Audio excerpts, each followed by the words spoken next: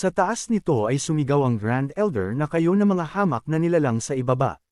Bibilang ako hanggang 3, palayain ninyo sila agad dahil kung hindi gagawin ko kayong lantern isa-isa. Ngunit kaagad lang rin siyang sinagot ni Renshing matanda, bumaba ka rito at lumuhad ng may pagpapakumbaba, kung hindi ay sasampalin ko ang iyong mukha hanggang sa mamaga ito ng husto. Tumugon ang Grand Elder na kaya pala. Hindi nakakapagtaka kung bakit nang ahas ang Superior Abstruse Sect na makipagdigmo laban sa aking Supreme Mystery Sect, kahit ang mga walang kwentang uod ay naging ganito nakataas ang loob. Dahil doon ay mabilis itong umatake at dagdag niya pa rito babasagin ko ang iyong bungo upang malaman ko kung ano talaga ang tumatakbo sa iyong isipan.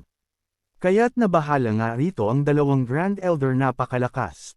Hindi pa man siya dumarating, ngunit ang kanyang presensya ay nakakasakal na sa amin. Ito ay kaaway na hindi pa natin kailanman nakaharap noon sa ating buong buhay. Sigaw nito natatakot na ba kayo ngayon gayon man huli na ang lahat para doon.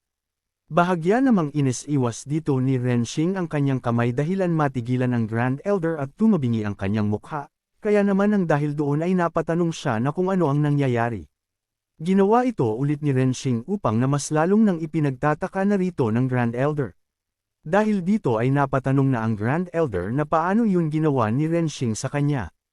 At dahil din doon ay namangha si Bai Chao Chao sa teknik na ginawa ni Renshing dahil nagagawa raw nitong makasample sa malayo kaya nais niya itong matutunan. Wala namang pag-atubili ni Renshing itong ibinahagi kaya itinaas niya ang kanyang kamay tungo sa ulo ni Bai Chao Chao.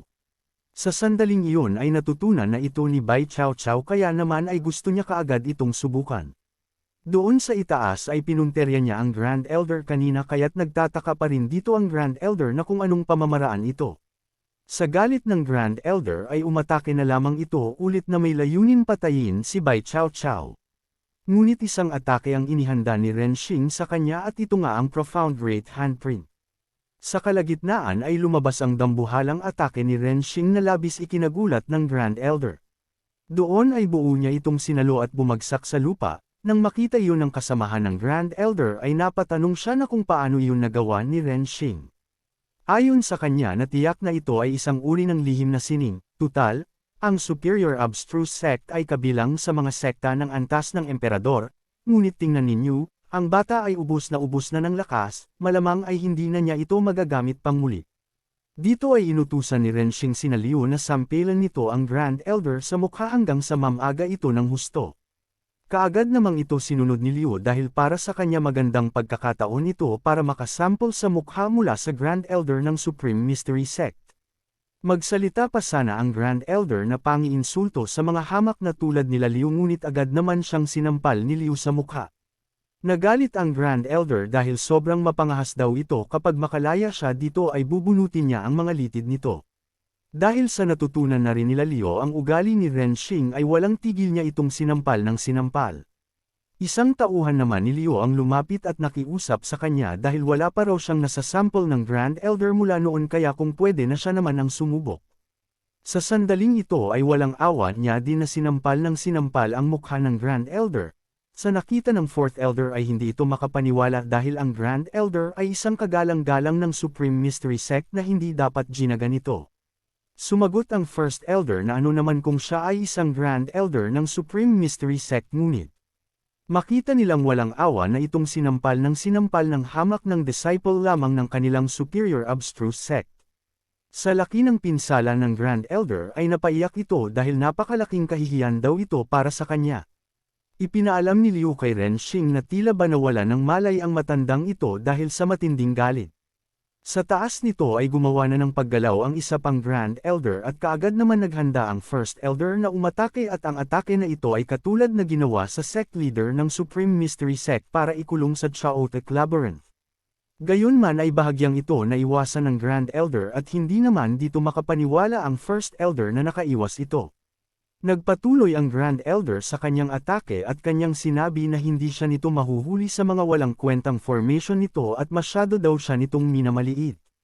Ngunit bigla na lamang siyang tumalsik ng isang atake ang tumama sa kanya at ito lang naman ang Grand Elder ng Superior Abstruse Sect. Nang makita ng mga disciple ng Superior Abstruse Sect ang dumating ay labis ang kanilang tuwa nang makita ang kanilang Grand Elder. Kaagad nakabawi ng balance ang Grand Elder ng Supreme Mystery Sect, sa ngayon hinarap niya na ang Grand Elder ng Superior Abstruse Sect.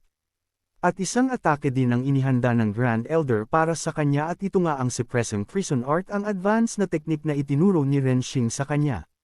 Sa sandaling iyon ay isang dambuhalang elepante ang lumitaw sa likod ng Grand Elder na kanyang ikinagulat, at napagtanto na ang atake na ito ay nasa Dao Fusing Realm na. At doon bumagsak ito sa kanya at nagdulot ng napakalakas na pagyanig sa lupa. Nang makita nila iyon ay labis ang kanilang tuwa, dahil ang kanilang Grand Elder na tunay na makapangyarihan at naabot na ang Dao Fusing Realm sa ngayon ay mayroon na silang makapangyarihan sa kanilang Superior Abstruse Sect. Natuwa ang Grand Elder sa papuring ito at kanyang sinabi na ang lahat ng ito ay utang na loob niya kay Mr. Ren, na kung bakit naabot niya ang mataas na antas na ito. Dahilan na magulat dito ang Second Elder at hindi makapaniwala na pati ang Grand Elder nila ay natulungan din ni Renshing. Samantala sa taas ay nagsalita ang huling Grand Elder ng Supreme Mystery Sect, dahil isang simpleng Dao Fusing Realm lamang ito ang nagbibigay sa iyo ng lakas ng loob upang maging ganito ka mapangahas. Sa inilabas ng Grand Elder na pagoda mula sa kanyang likod ay nabahala ang First Elder, dahil ito raw ang ultimate treasure ng Supreme Mystery Sect. Doon ay gumawa ng paggalaw ang Grand Elder at ang unang niya inatake ang Grand Elder ng Superior Abstruse Sect at pinasok niya ito sa pagoda. Matapos makapasok ang Grand Elder nito ay labis ang pagkabahala ng First Elder, dahil hindi niya alam na kung mabubuhay pa kaya doon ang Grand Elder. Sinabi niyang, kayo na mga walang muwang na hangal, akala ba ninyo ay ang inyong Superior Abstruse Sect lamang ang may mga natatanging kayamanan? Ang sagisag na marikit na tore ay walang kapantay na yaman ng Supreme Mystery Sect. Dapat kayong maging marangal at ipagmalaki na ginagamit ito laban sa inyo ngayong araw. At sabay na itinuro nito si Renshing na ito na ang susunod. Doon ay hinihila din nito si Renshing dahilan mapasigaw si Liu sa kanya. Kaagad namang humabol dito si Yejing at si Bai Chao Chao at kanilang inaabot si Renshing, at doon ay kanilang itong sabay na hawakan. Kasunod nito ay sabay rin silang inabsorb ng Ultimate Treasure Pagoda ng Grand Elder. Sinabi ng Fourth Elder ng ahas siyang makipaglaban sa Grand Elder ng Supreme Mystery Sect. Si Renshing mismo ang nagdulot nito sa kanyang sarili at nararapat lamang ito sa kanya. Napasigaw ang disciple, gayong nasama din si Mr. Ren, ano ang dapat nating gawin, at kung wala si Mr. Ren at ang Grand Elder kaya pa ba nating labanan ang Supreme Mystery Sect? Sinabihan sila ng First Elder, tumahimik ka at lahat kayo maghanda sa pakikipaglaban.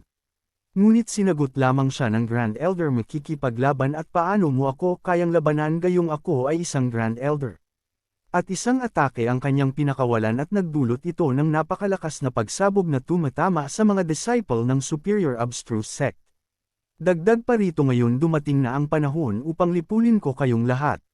Samantala sa loob ng Symbolic Exquisite Pagoda ay isang napakalakas kaagad na pressure ang naramdaman nila Bai Chao Chao at Yejing na kasama ang Grand Elder, at sa sandaling ito ay inuubos nito ang kanilang mga lakas.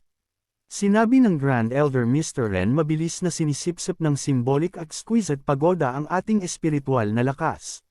Natatakot ako na hindi na tayo makakapigil ng matagal pa. Mahigit kalahati na ng aking lakas ang nawala sa akin. Nagsalita si Renshing, Yejing at Bai Chao Chao, bakit sumunod pa rin kayong dalawa at pumasok dito kasama ako? Sinabi ni Yejing, nakita kong nasisipsip kayo Mr. Ren, nataranta ako at sinubukan ko kayong hilahin pabalik, subalit hindi ko inaasahan na mangyayari ito. Dugtong pa rito ni Bai Chao Chao, sa mahabang panahon lagi mo akong pinuprotektahan. Naging napakabuti ng aking buhay dahil sa iyo at hindi ko lang kayang manood habang ikaw ay namamatay. Tumugon si Renshing, mabuti na rin Yejing, at ngayon ay iyong pagkakataon na upang tanggapin ang biyaya mula sa Symbolic Exquisite Pagoda. Bai Bao Chao, ngayong araw ay aakyat ka hanggang sa pinakamataas na antas ng ating Superior Abstruse Sect.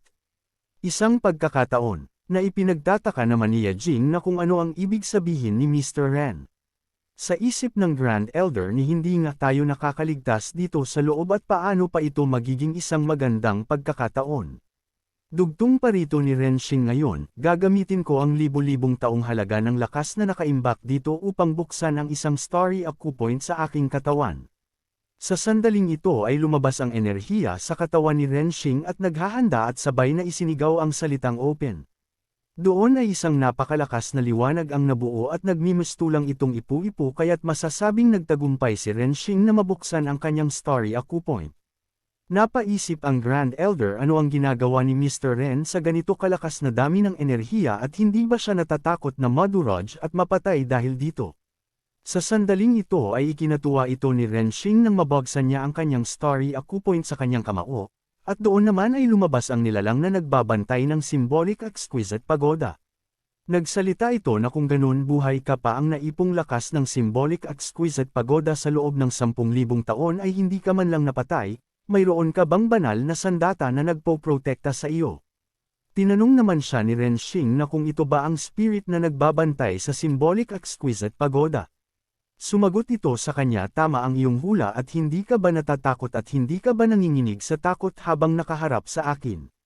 Sinabihan siya ni Renshing mas mabuting wasakin mo ang iyong sarili upang na mapasabi ang nilalang ano ang sinabi mo. Dagdag pa rito ni Renshing kung wawasakin mo ang iyong sarili maaari ka pa ring maipanganak muli, ngunit kung ako ang kikilos ikaw ay magiging pinong alikabok at mawawala ng tuluyan. Naikinagalit naman dito ng nilalang walang katuturan. Paano ka nang ahas na maging ganito ka mapangahas sa aking nasasakupan? Dito sa loob ang inyong mga buhay ay nasa ilalim ng aking kontrol. Nang dahil doon ay isang atake ang inihanda ni Renshing at ang atakeng ito ay kaya siyang tapusin gaya ng sinabi ni Renshing sa kanya. At nang tumama iyon sa kanya ay doon niya lamang na napagtanto na ang atake ni Renshing ay isang Heavenly Emperor first kaya hindi raw siya makapaniwala. Samantala sa labas nito ay walang tigil pa rin ang Grand Elder sa pag-atake ng mga taga-Superior Abstruse Sect at nagsalita na lumuhad ang mga ito sa kanyang harapan. Dahil sa tindi ng pressure na nilalabas ng Grand Elder ay napamura na lamang dito ang First Elder sa kadahilanan na wala siyang magagawa. Isinigaw ni Zir na tumayo ang lahat at kanyang sinabi na mas pipiliing na lamang nilang mamatay kaysa lumuhad. Samantalang itong si Liu naman ay kahit nahihirapan ay buong pinagmamalaki niya pa rin na hindi siya nakaluhod gayong nakadapa lamang siya sa lupa at siguradong galit na raw ito ng husto dahil dito. Nagsalita ang Vice Sect Leader parehong patay na ang Grand Elder at si Renshing at ano pa ang ipinaglalaban at inaasahan ninyo. Bilasan ninyo at palayain ang mga miyembro ng Supreme Mystery Sect mula sa Chaotic Labyrinth. Sinagot siya ng First Elder na hindi siya naniniwalang patay na si Mr. Ren. Sumagot ang Fourth Elder at sigaw niya napakahangal umaasa ka pa rin sa isang baliw sa panahong ganito, si Renshing ay sadyang naghahangad lang ng kanyang kamatayan. Sumabat si Zir na kahit siya ay hindi naniniwala na patay na si Renshing at siguradong maayos lamang ito. Nagsalita ang Grand Elder at patawan niyang sinabi kapag nasipsip sa loob ang mga ito sa symbolic exquisite pagoda ang isang tao ay agad na magiging likidong dugo sa loob lamang ng ilang sandali, kung siya ay buhay pa rin papayagan ko siyang gawin ang anumang nais niya sa akin. Sumabat ang kanyang kasama na tama na ang pag-uusap ng ahas silang sampilan ang kanyang mukha kaya't patayin na nito silang lahat.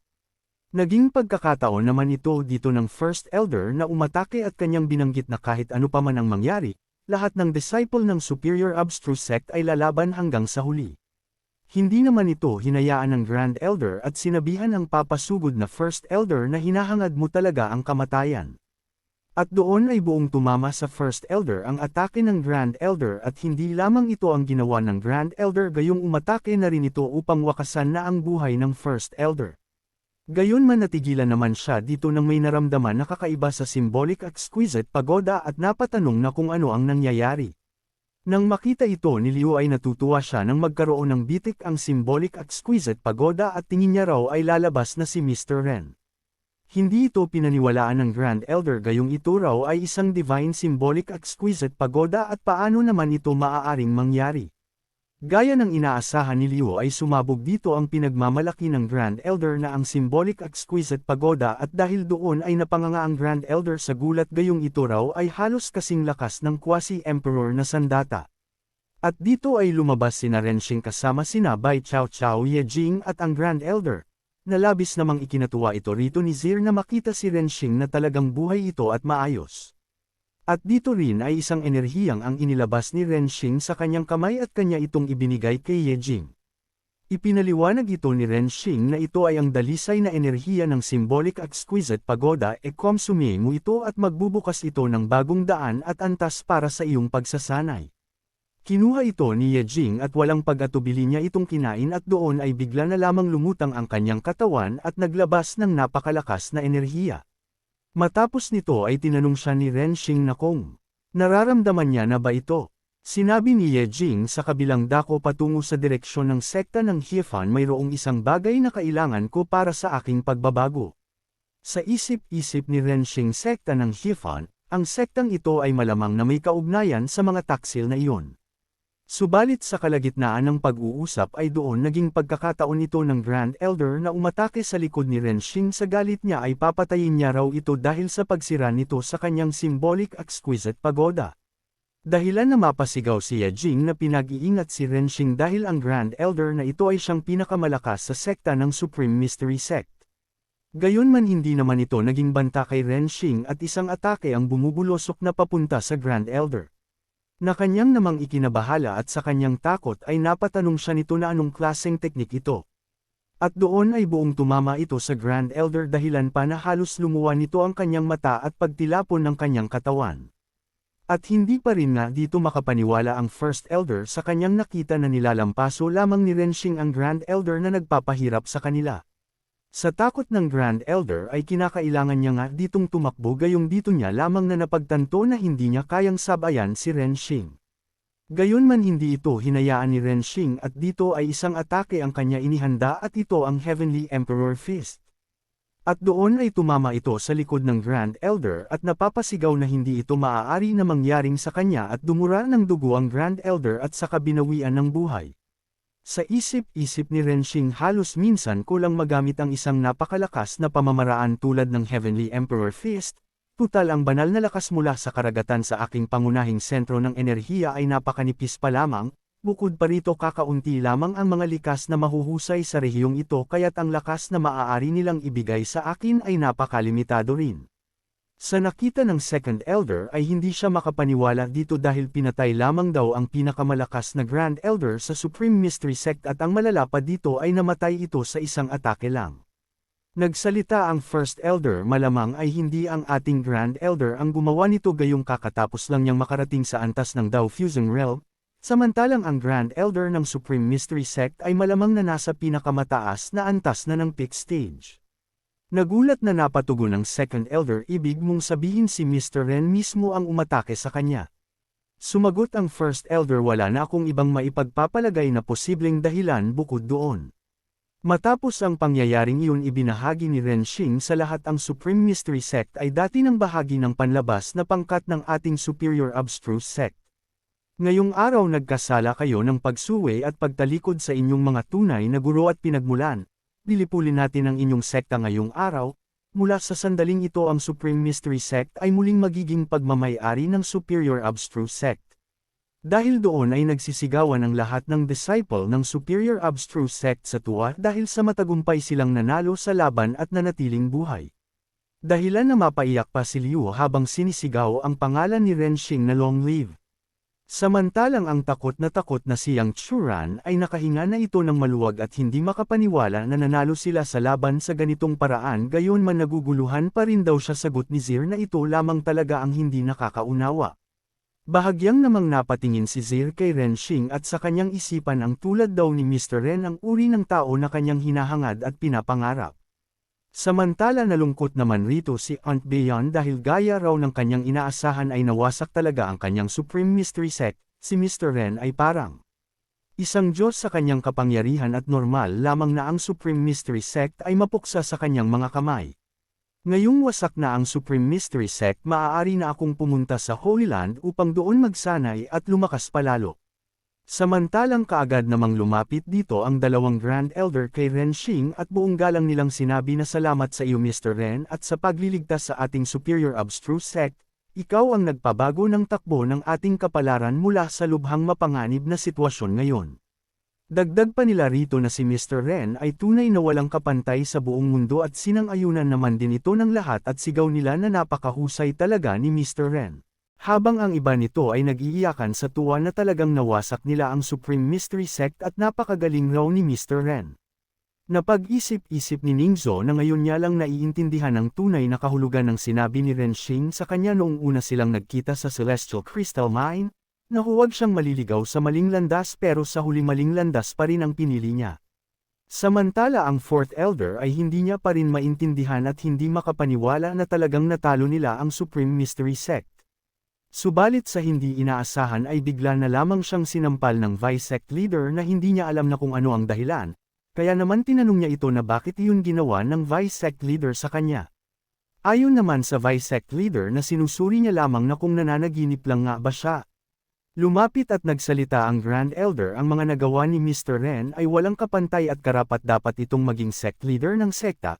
Ngayong bakante na ang pwesto ng pinuno ng Superior Abstruse Sect kaya hinihiling ko kay Mr. Ren na tanggapin ang posisyong ito. At sumasang-ayon naman din dito ang dalawang elder at tanggapin raw ito ni Mr. Ren ang posisyon ng pagiging sect leader ng sekta. Kaagad na namang tumutol dito ang Vice Sect Leader gayong hindi raw siya sumasang-ayon. Tinanong siya ng Grand Elder na anong karapatan nito para tumutol. Nagsalita ang Vice Sect Leader na ako ang Vice Sect Leader ng Superior Abstruse Sect batay sa katandaan at karanasan ang posisyon ng pinuno ay dapat sa akin mapunta. Dugtong pa rito ng Fourth Elder, tama ito at hindi rin ako sumasang-ayon, ang antas ng pagsasanay ni Renshing ay tila pangkaraniwan lamang. Nakagagawa siya ng mga kababalaghan ngunit ang mga iyon ay pag-aari ng Superior Abstruse Sect. Sa madaling salita, nakamit lang niya ang dakilang tagumpay na ito dahil ginamit niya ang kapangyarihan ng ating sekta. At hindi siya karapat-dapat na maging pinuno. Dahil doon ay nagliyab sa galit ang Grand Elder, kayong dalawang duwag na takot mamatay, paano niyo nagagawang sabihin ang mga bagay na ito? Wala pa akong nakikitang mga taong ganyan kawalang hiya at isang kahihiyan kayong dalawa para sa sekta. Nang dahil din doon ay nagbulong-bulungan ang mga disciple, napakapangit ng ginawa ng Vice Sect Leader kanina. Wala siyang katapatan o prinsipyo, siya at ang Fourth Elder ang mga unang lumuhod at sumuko. Hindi nakapagtataka kung bakit humihina at bumababa na ang antas ng ating sekta. Isang malaking panganib at kapahamakan ang dalawang ito. Nang marinig ay ikinagalit ito ng Vice Sect Leader na tinatawag na mga walang hiya ang mga disciple, gayong tumigil raw ang mga ito sa kanilang bunganga. Dagdag niya pa rito, kalahati ng buhay ko ang ginugol ko para marating ang posisyong ito, kaya naman hindi ko hahayaang naagawin ng sinuman ang dapat ay para sa akin. Ilang araw pa lang si Renshing dito at hindi ko matatanggap ito. Sinagot siya ng Grand Elder na hindi raw mahalaga ang opinyon nito at saka sinampal. Nakiusap ang Grand Elder kay Renshing na tanggapin ang posisyon ng pagiging sect leader at sumasang-ayon naman din dito ang lahat, gayong naniniwala sila kay Renshing na mas papalakasin pa nito ang Superior Abstruse Sect. Tinanggap ito ni Renshing ngunit hindi siya ang magiging sect leader ng mga ito at saka tinuro si Bai Chaochao na siya ang kanilang bagong sect leader. Naguluhan ang mga disciple, hindi ba't iyon si Bai Chaochao ang honorary disciple ngunit wala siyang likas na kakayahan para sa pagsasanay. Dugtong pa ng isa na tama nga ito, paano niya mapapasan ang responsibilidad ng pagiging sect leader ng sekta. Nalabis namang din ikinagulat ni Bai Chaochao rito at napapatanong sa kay Renshing na kung seryoso ba ito. Hindi ko ito kaya. Lumapit at nagtanong ang First Elder at kung hindi ba medyo padalos-dalos ito. Sinagot siya ni Renshing na magtiwala lang raw ang mga ito sa kanya, subalit nag-alinlangan pa din dito ang mga disciple na kung kaya nga ba ni Bai Chaochao pamunuan ang Superior Abstruse Sect. Nagsalita ang First Elder, naniniwala ako kay Mr. Ren, sumasang-ayon akong maging bagong sect leader si Bai Chaochao. Sa kanyang isipan noong sumali pa lang si Mr. Ren sa sekta, sinabi na niyang si Bai Chaochao ang magiging sect leader. At laging nasa unahan ang kanyang pag-iisip at hindi siya nagsasalita ng walang katotohanan. Sinabi ng Grand Elder na kung ganoon bilang kanilang Grand Elder, sumasang-ayon din ako. Saka ipinaalam niya sa lahat na mula ngayon ito na ang ika-40 na sect leader ng Superior Abstruse Sect. Dahil sa napagpasyahan ay labis dito nasakta ng Vice Sect Leader, sa kadahilanan pa dumura siya ng dugo at hindi makapaniwala na ang walang kwenta na si Bai Chaochao ay magiging sect leader ng sekta.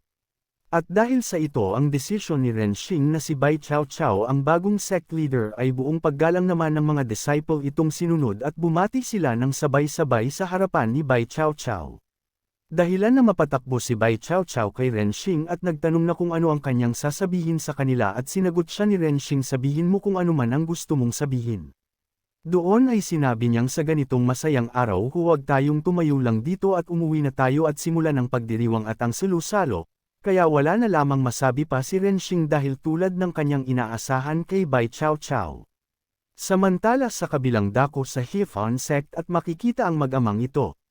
Sinabi ng sect leader sa kanyang anak na si Fang Yunyan at tawagin na lamang nating Yunyan.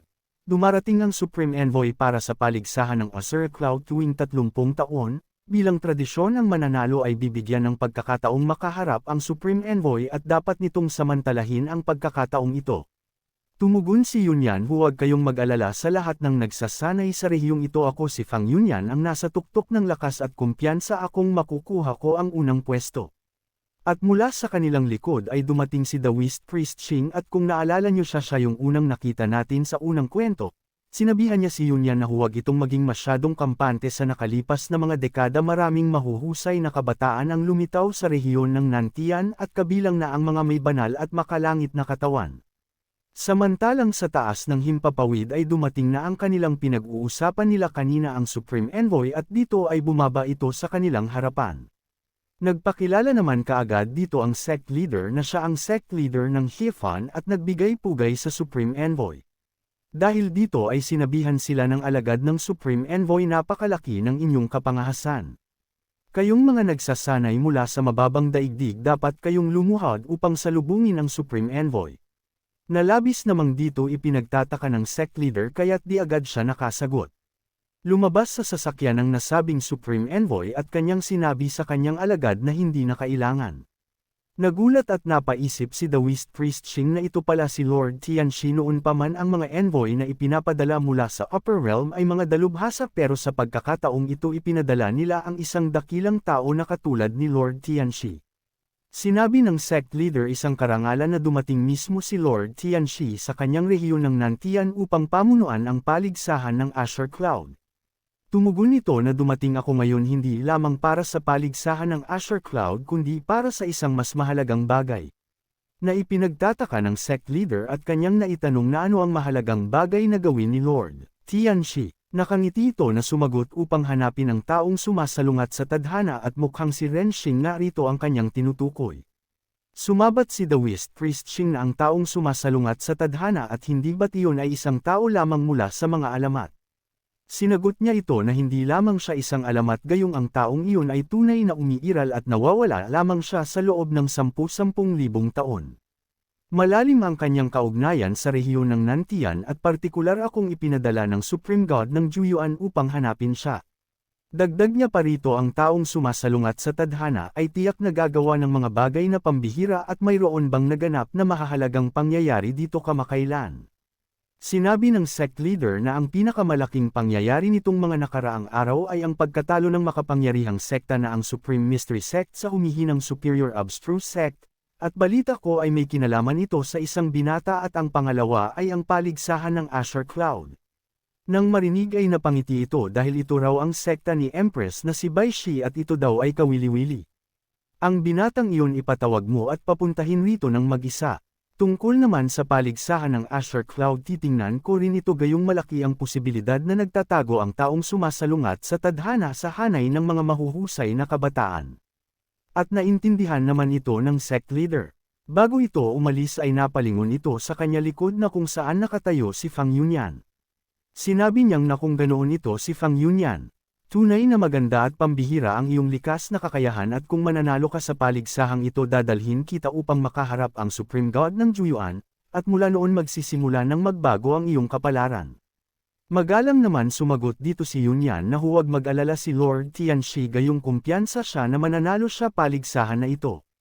Tumalikod na at umalis na si Lord Tianxi dahil pagod na raw siya, at kaagad namang din inutusan ng alagad ang sect leader na magmadali ang mga ito at maghanda ng pagkain na gawa sa dugo para sa kanyang lord. Sinagot ito ni The Whist Priest Xing na may pagtataka na kung ano ang ibig niyang sabihin na pagkain na gawa sa dugo. Na ikinagalit nito, sinabi niyang hindi mo ba alam ang pagkain na gawa sa dugo ay natural na tumutukoy sa mga batang lalaki at babae. Nalabis namang ikinagulat ito rito ni Fang Yunyan.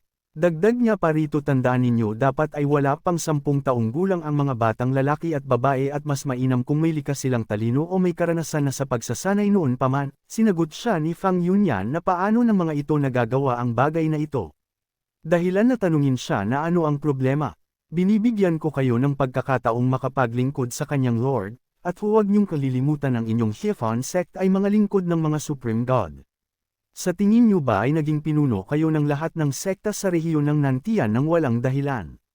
Sasagutin sana ito ni Fang Yunyan na demon, subalit kaagad na sumingit ang kanyang ama at kanyang sinabi na tatakot kaming hindi kami makakahanap ng angkop na mga bata sa ganito kabilas. Gayunpaman kakatapos lamang lumaki ng isang pangkat ng mga espiritual na hayop na pinalaki gamit ang mga halamang gamot, marahil ay mauna munang tikman at tangkilikin ng Lord ang mga ito. At pumayag naman din dito ang alagad sa mungkahi ng sect leader at saka ang kanilang pag-alis. Nagsaad si Fang Yunyan sa kanyang ama bilang Supreme Envoy paano nagagawang gawin ni Lord Tianxi ang ganitong mga malupit na bagay at ano pa ang pinagkaiba niya sa isang demonyo. Napabugtong hininga ang kanyang ama bago sumagot dahil ang Supreme God ng Juyuan ay orihinal na isang great demon na nakamit ang antas ng pagiging Supreme God. At hindi na nakapagtataka kung ganyan kumilos ang kanyang mga envoy, dagdag niya pa rito hindi sila dapat magkamali ng kahit kaunti at kailangan nilang mapapanta at maiuwi ng ligtas si Lord Tianxi sa lalong madaling panahon, pagkatapos ng lahat ang posisyon ng pagiging sect leader ng rehiyon ng Nantian ay hindi mahihiwalay sa suportang ibinigay ng tatlong Supreme God noon pa man. Nagsalita si Daoist Priest Xing naririto si Lord Tianxi upang hanapin ang taong sumasalungat sa tadhana at natatakot akong hindi siya aalis dito sa lalong madaling panahon. Ayon naman sa sect leader 10,000 taon na silang naghahanap ng walang tagumpay. Paano magiging madaling mahanap siya sa pagkakataong ito at bukod pa rito hindi tayo tiyak kung ang tinatawag nilang taong sumasalungat sa tadhana ay umiiral nga ba talaga.